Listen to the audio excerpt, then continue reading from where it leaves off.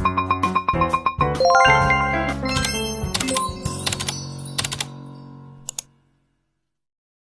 semuanya. Jadi di sini saya akan menjelaskan materi tentang dampak globalisasi.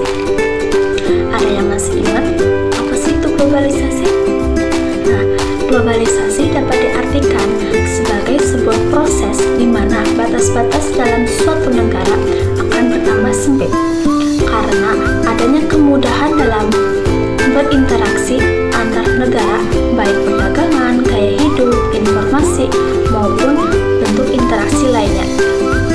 Nah, teman-teman, secara singkatnya, globalisasi dapat diartikan sebagai suatu proses di mana semua penduduk di dunia ini bisa terhubung dan bertukar segala sesuatu tanpa terkait batas wilayah dan kebangsaan, atau globalisasi ini dapat diartikan atau disebut sebagai sebuah proses yang mendunia. Nah, teman-teman, selanjutnya di sini saya akan menjelaskan atau teman-teman akan mengetahui apa saja faktor-faktor penyebab terjadinya globalisasi. Nah, penyebab yang pertama yaitu perkembangannya teknologi dan komunikasi yang berperan penting dalam memudahkan interaksi manusia dimanapun kapanpun berada. Yang kedua yaitu adanya kerukunan antar negara yang bisa memungkinkan terjadi kerjasama antar negara, baik hal ekonomi, politik, maupun budaya. Nah, yang ketiga, berkembangnya teknologi transportasi yang mempermudah akses transportasi dan ekspedisi antar negara. Oke, teman-teman, di sini ada yang tahu nggak sih contoh globalisasi dalam kehidupan sehari-hari apa saja? Nah, berikut ini saya akan menjelaskan beberapa contoh globalisasi dalam kehidupan sehari-hari. Yang pertama, banyaknya produk asing yang beredar di Indonesia, mulai dari busana, alat elektronik, hingga makanan. Yang kedua, banyak pasar swalayan atau supermarket menggantikan pasar tradisional. Dan yang ketiga, pergantian tenaga antar manusia dengan tenaga mesin, misalnya mesin canggih, misalnya buruh pabrik oleh tergantikan mesin-mesin yang canggih. Nah, yang keempat, jual beli online terus berkembang sehingga jual beli ini tidak hanya dilakukan di pasar. Dan yang kelima, meningkatkan penggunaan gadget karena gadget ini mampu menawarkan berbagai fitur yang membuat segala hal lebih efektif dan efisien. Keenam, yaitu teknologi terbaru bisa diakses semua seperti video call, email, sosial media. Itu bukan hal asing lagi bagi masyarakat di Indonesia. Yang ketujuh, banyaknya tenaga ahli dalam dunia kerja di Indonesia. Yang kedelapan, yaitu terjadinya pertukaran budaya internasional seperti K-pop dan budaya hip-hop di barat. Yang kesembilan, yaitu peran wanita yang mulai sejajar dengan pria sehingga wanita bisa bekerja di setiap bidang yang dipekerjakan oleh pria. Yang ke-10, yaitu persebaran informasi yang sangat cepat sehingga banyak sekali hal kecil yang bisa merajalela atau viral di dunia maya. Yang ke-11, yaitu dibentuknya PBB atau Perserikatan Bangsa-Bangsa yang menjadi wadah untuk memungkinkan proses globalisasi berjalan dengan lancar. Yang ke-12, yaitu pemerintah lebih terbuka dan demokratis dari mulai pemerintah desa hingga pemerintah pusat. Yang ke-13, yaitu munculnya ideologi-ideologi asing sehingga kita harus berpegang teguh pada Pancasila.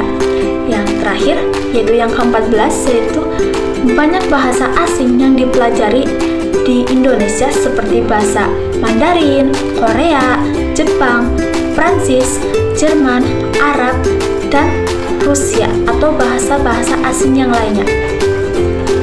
Nah, selanjutnya sini saya menjelaskan beberapa produk perdagangan di era globalisasi. Yang pertama yaitu ada batik dari Indonesia, yang kedua ada karpet dari Turki, yang ketiga ada boneka dari Tiongkok, yang keempat ada mobil dari Jepang, yang kelima ada jam tangan dari Swiss, dan yang terakhir ada susu dari Selandia Baru. Nah, teman-teman, produk perdagangan inilah atau produk perdagangan yang tadi telah saya sebutkan merupakan contoh produk yang diproduksi oleh masing-masing negara yang terkenal oleh negara-negara lain. Oke teman-teman, selanjutnya saya akan membahas tentang dampak positif globalisasi. Ada apa ya dampak positif globalisasi?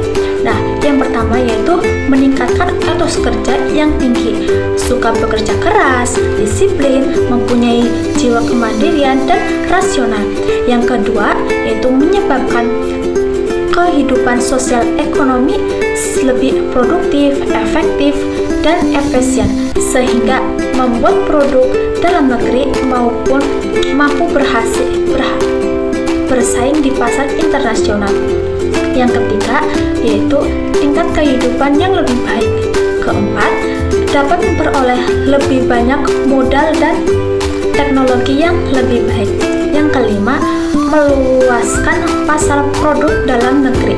Yang keenam yaitu kemajuan di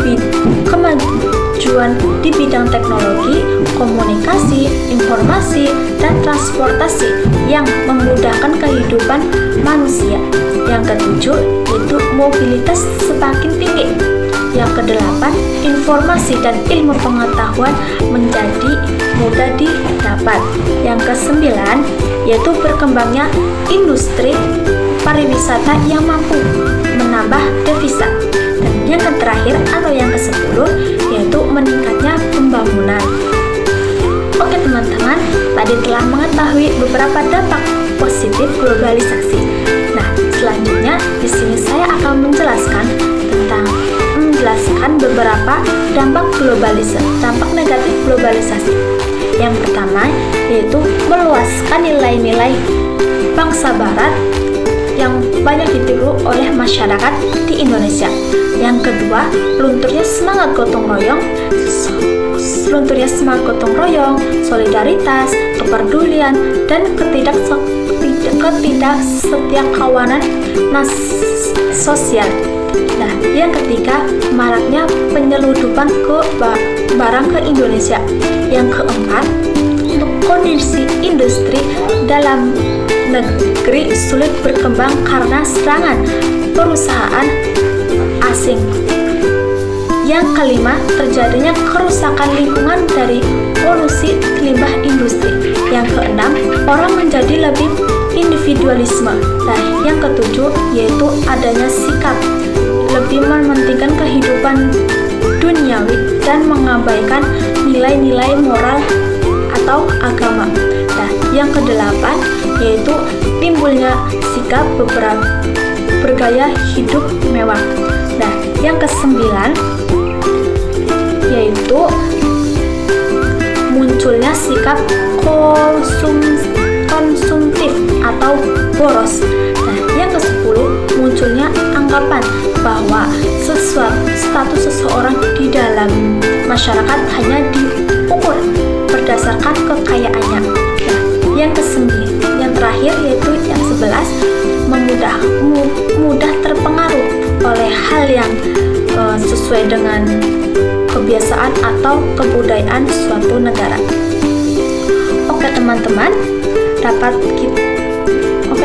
dari penjelasan tadi dapat disimpulkan yaitu bahwa globalisasi memberikan banyak dampak positif dan negatif bagi kehidupan manusia. Sebagai manusia yang disiplin, kita harus memikirkan dampak globalisasi ke depannya untuk masa depan kita dan juga kita harus bisa memilah dampak yang harus dibuang dan dampak yang harus diambil dari globalisasi itu tersebut. Oke, cukup sekian dari pembahasan materi yang saya sampaikan. Mudah-mudahan bisa bermanfaat bagi kita semua.